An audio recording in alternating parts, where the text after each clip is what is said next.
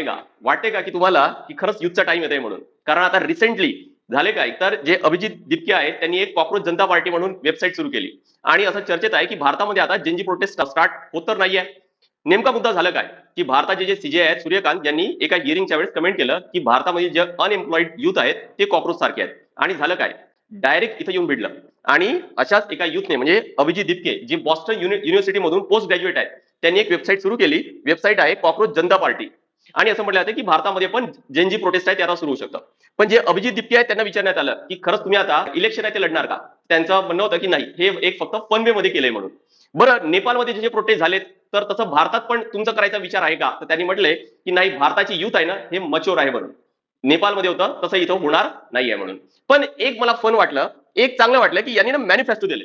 आता त्यांनी fun way मध्ये केलंय, पण आता यातले त्यांच्या मॅनिफेस्टो मध्ये काय काय बाबी तुम्हाला पडतायत हे नक्की मला चॅटबॉक्स मध्ये टाका.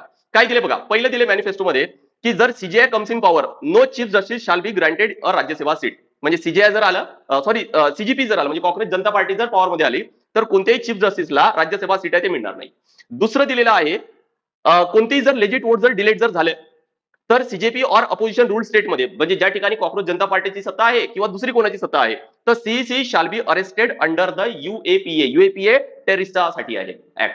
सो त्याच्या अंडर त्यांना अरेस्ट होणार.